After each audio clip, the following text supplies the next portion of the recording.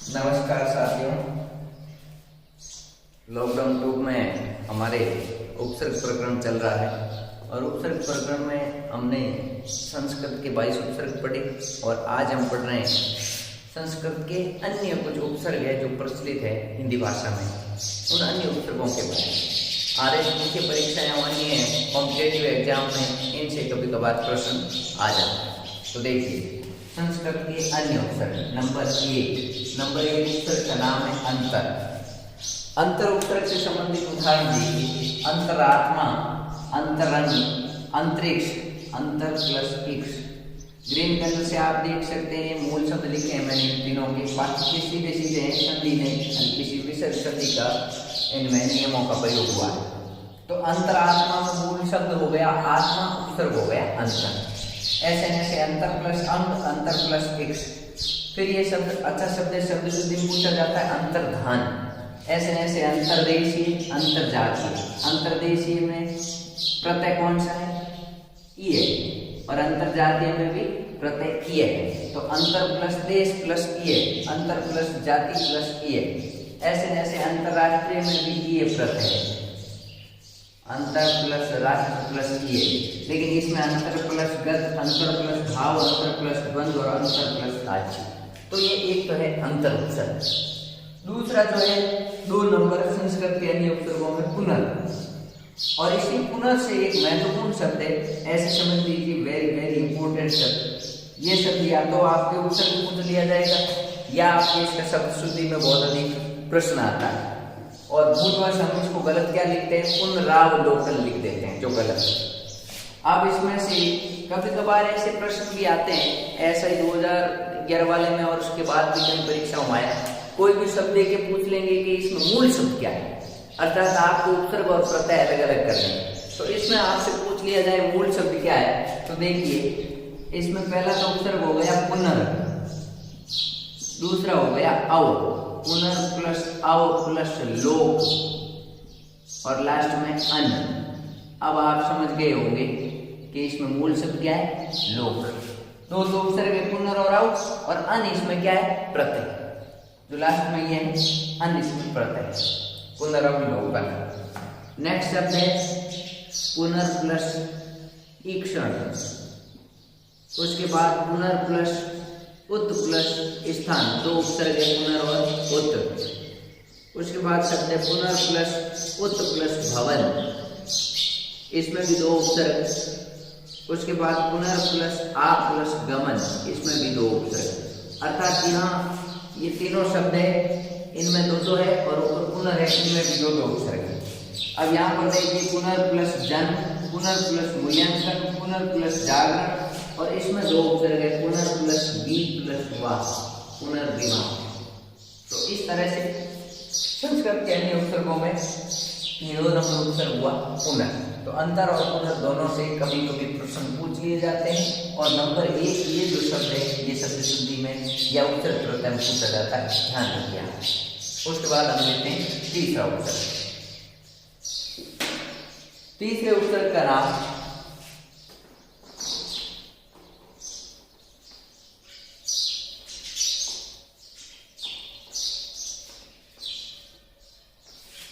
तीन नंबर उपसर्ग है प्रादुर। प्रादुर उपसर्ग के 2 ही शब्द प्रचलित है, देखिए कौन कौन से? प्रादुर्भाव और प्रादुर्भूत, ये 2 ही उपसर्ग, और ये विसर्ग संधि के शब्द है। प्रादुर के बाद में है पूर्व उपसर्ग। सबसे पहला शब्द है पूर्वज, फिर है पूर्वाज, उसके बाद है पूर्वानुमान, उसके बाद है पूर्वानुभूति, और उसके बाद है पूर्वाहन। ये इसके पूर्व उपसर्ग के मुख्यतः शब्द है। अब यहाँ पर देखिए सबसे पहले प्रादुर में तो प्रादुर प्लस भाव, प्रादुर प्लस बोध, ये मूल शब्द हो गए। अब इसमें देखिए पूर्व प्लस ज। अब ज एक शब्दांश है, फिर ये जय जन्मने का अर्थ प्रकट करेगा। उसके बाद इसमें मूल शब्द है पूर्व प्लस अर्ध। इसमें है पूर्व प्लस अनु प्लस मान, अर्थात दो उपसर्ग है पूर्वानुमान। इसमें देखिए पूर्व प्लस अनु मूल शब्द भूत और पीछे ई प्रत्यय भी है पूर्वानुभूति, पूर्वानुभूति। और इसमें मूल शब्द है अहन, अहन कहते हैं दिन या सूर्य को। तो 4 नंबर उपसर्ग का नाम था पूर्व, और एक शब्द तो बिना संधि का, बाकी में संधि हुई है। जैसे सभी में शब्द क्या है, दीर्घ संधि के उदाहरण। तो दीर्घ संधि के उदाहरण आपके इस पूर्व उपसर्ग के अंतर्गत पूछे जाते हैं। नेक्स्ट 4 नंबर के बाद में 5 नंबर उपसर्ग का एक शब्द काफी महत्वपूर्ण है और बार बार कॉम्पिटिटिव एग्जाम में पूछा जाता है, और उस शब्द को देखिए। उपसर्ग है 5 नंबर प्राक। प्राक का शाब्दिक अर्थ है प्राचीन। अब देखिए प्राक से संबंधित शब्द, सबसे पहले शब्द है जैसे मैंने लिखा प्राग देवता, उसके बाद मैंने लिख दिया प्रागैतिहासिक, और 2 शब्द इधर लिख देता हूं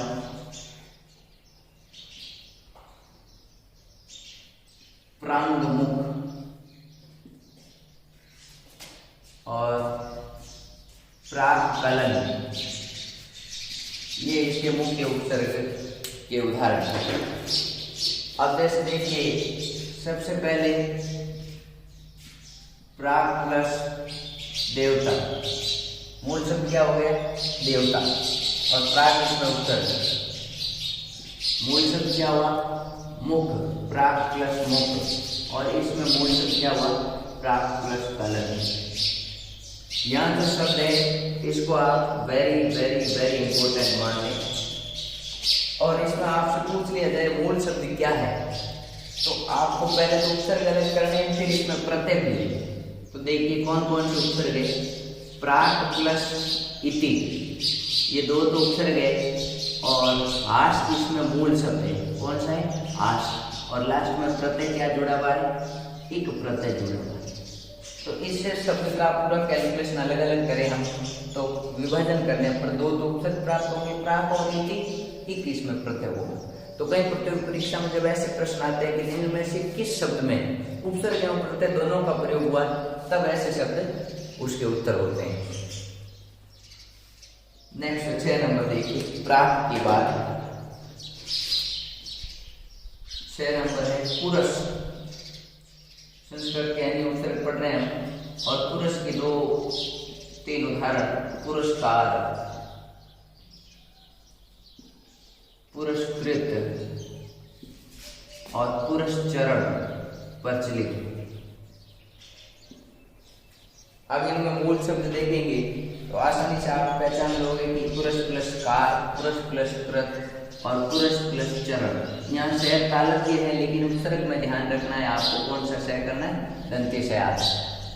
यहाँ तालव्य शय आता है, लेकिन उपसर्ग में दंत्य शय आधा होगा।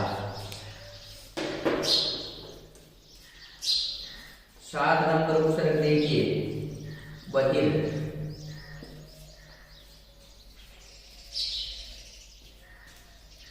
सात नंबर उपसर्ग का नाम है बहिर, और इसके कुछ शब्द उदाहरण के तौर पर देखिए, बहिरंग, बहिरागमन, ऐसे ऐसे, बहिर्भाव,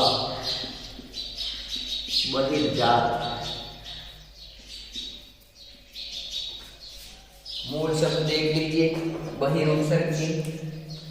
सबसे पहले बहिर प्लस अंग मूल शब्द, और बहिर प्लस आ प्लस गमन, अर्थात बहिरागमन में 2 उपसर्ग है, और इसमें सीधा सा बहिर प्लस भाव, बहिर प्लस जा। तो ये 7 नंबर उपसर्ग हुआ आपके बहिर। तो 3 से प्रादुर, पूर्व, प्राक, पुरुष और बहिर। नेक्स्ट देखिए,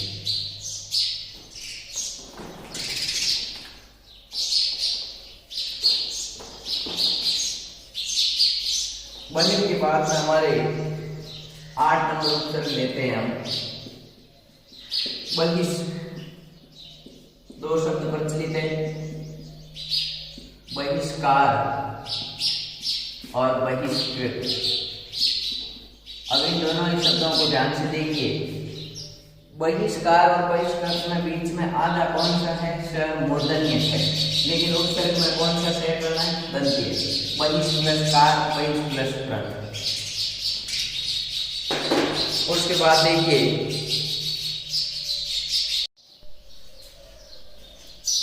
बहिष के बाद में नेक्स्ट उपसर्ग देखिए। बहिष के बाद नेक्स्ट उपसर्ग है आत्म। सबसे पहले आत्मचरित्र। आत्मचरित्र के बाद में इसमें बिना संधि के शब्द है आत्म परिचय, आत्म बल, आत्मविश्वास, आत्म उपसर्ग है इन सभी में। आत्मविश्वास, आत्महत्या, आत्मबल, आत्मघाती, खूब सारे इसके उदाहरण यानी सामान्य शब्द है।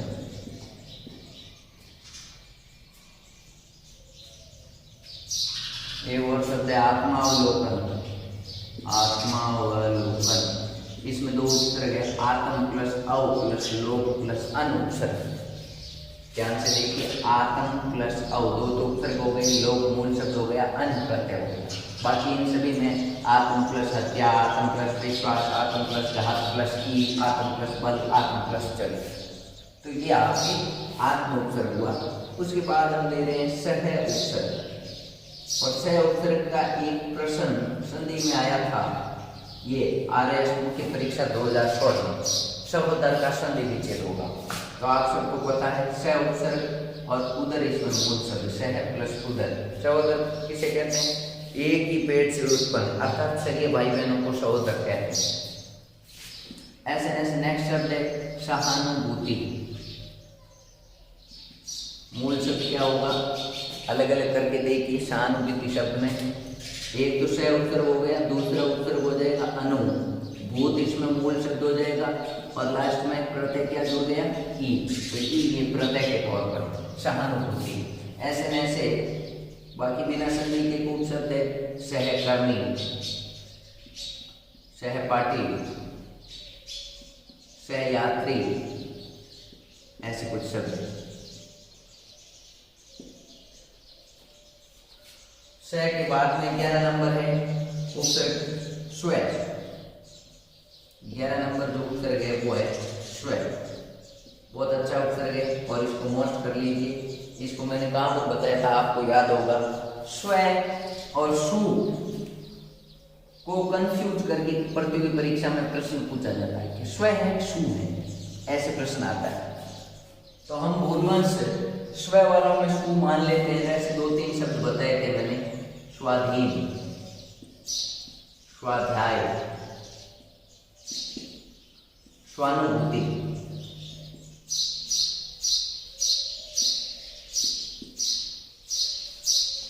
अब इनमें मूल शब्द देखिए, स्व प्लस अधि प्लस इन, 2 उपसर्ग हो गए स्व और अधि। दूसरा है स्व प्लस अधि प्लस आय, इसमें भी 2 उपसर्ग हो गए। और तीसरा है स प्लस अनु प्लस बोध प्लस ई प्रत्यय है। लास्ट में जो जुड़ा हुआ है, जिसके नीचे मैं अंडरलाइन कर रहा हूँ, वो प्रत्यय है।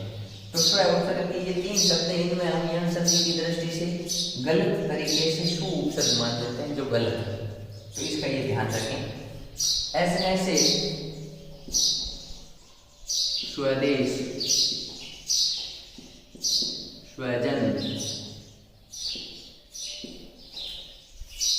स्व उपसर्ग के बाद में 12 नंबर जो उपसर्ग है उसके भी 2-3 शब्द प्रचलित है, लेकिन उनमें संधि नहीं है। स्वयं उपसर्ग। पहला शब्द है स्वयंवर, स्वयं सेवक, स्वयं सिद्ध,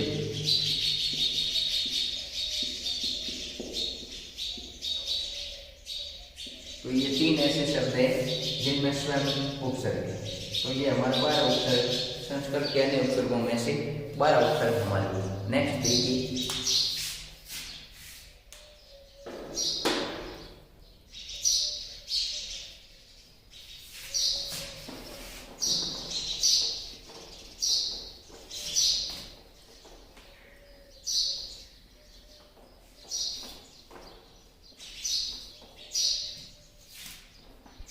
तेरह नंबर उपसर्ग है पूरा।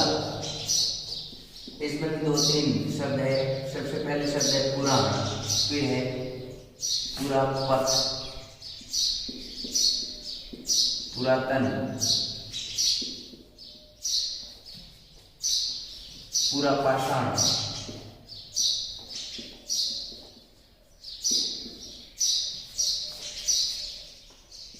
पूरा के बाद में है उपसर्ग का नाम आविर। मूल शब्द देखिए आविर्भाव, आविर्भूत। आविर के बाद में उपसर्ग है आविष। शब्द देखिए आविष्कार, आविष्कृत। अब इन सभी में मूल शब्द समझिए। सबसे पहले जो शब्द है पूरा, इसमें मूल शब्द क्या है? न। पूरा प्लस न, पुराण। ये व्यंजन संधि के कारण न का हणे बन जाता है। व्यंजन संधि में एक हमने नियम पढ़ा। फिर है पूरा पथ, पुरातन, पूरा पाषाण, ये मूल शब्द हुए। इसमें आविर प्लस भाव, आविर प्लस भूत, ये मूल शब्द। इसमें आविष प्लस कार, आविष प्लस कृत।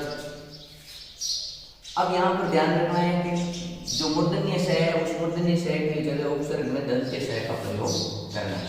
तो ये 15 नंबर उपसर्ग हुआ आगे और आविष।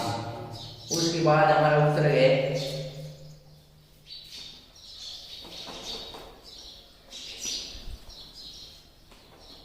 नेक्स्ट उपसर्ग। देखिए ये संस्कृत के अन्य उपसर्ग है, इनमें उदाहरण कम ही है।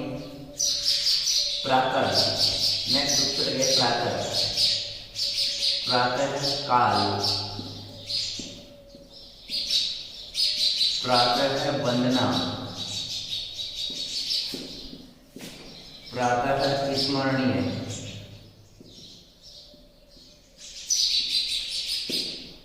प्रातः के बाद 17 नंबर उपसर्ग है इति। और इति के उदाहरण देखिए इतिहास, इति व्रत इत्यादि। अच्छा शब्द है ये, कई बार कॉम्पिटिटिव एग्जाम में आया हुआ है इत्यादि। अब मूल शब्द देखिए, इसमें उपसर्ग हो गया प्रातः प्लस काल, प्रातः प्लस वंदना, प्रातः प्लस स्मरण। इसमें इति प्लस हास, इति प्लस व्रत, इति प्लस वृंद, इति वृंद भी एक शब्द है। और इति प्लस आदि, ये यन संधि का उदाहरण है। अच्छा शब्द है, ध्यानपूर्वक देखिए इत्यादि। 17 नंबर इति के बाद 18 नंबर उपसर्ग है अलम और अलंकार। उपसर्ग के उदाहरण देखिए अलंकार, नेक्स्ट है अलंकृत, और फिर है अलंकरण। अलम उपसर्ग का नाम है अलम। मूल शब्द हो गए अलम प्लस कार, अलम प्लस कृत, अलम प्लस करण।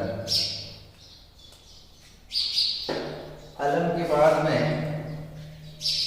19 नंबर उपसर्ग है, बहुत अच्छा उपसर्ग है तत्, या मैं ऑब्लिक करके लिख रहा हूं तद, इसको थोड़ा मॉस्ट करना है।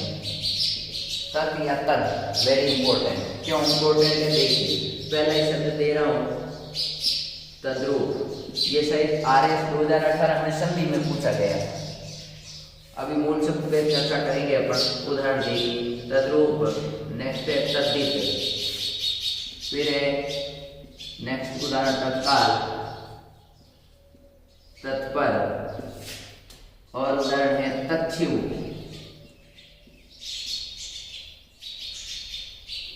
तद्जन्य, तत्क्षु।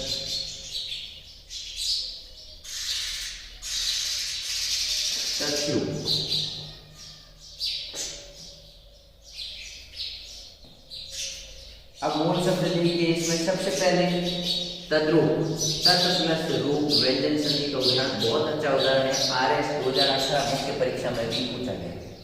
नेक्स्ट है तत् प्लस हित, ये भी व्यंजन संधि का उदाहरण है। मूल शब्द हित है, संधि होने पर है का क्या बन जाएगा, ध, और जो त था उसका द।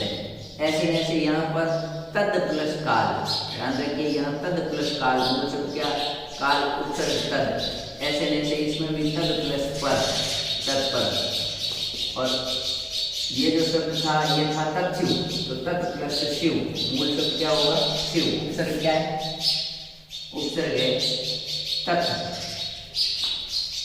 तो ये दो शब्द हैं जिनमें तो तत् मानना है, बाकी में तत्। द मानना है कि तय के व्यंजन संधि के एक नियम का था, और हमने शुरुआत में भी उद उपसर्ग के संदर्भ में काफी डिटेल से पढ़ा था। संस्कृत के मुख्य उपसर्ग पढ़ रहे थे उस समय। अब 2-3 और उपसर्ग है, उन पर थोड़ी सी चर्चा कर लेते हैं। संस्कृत के देखिए नेक्स्ट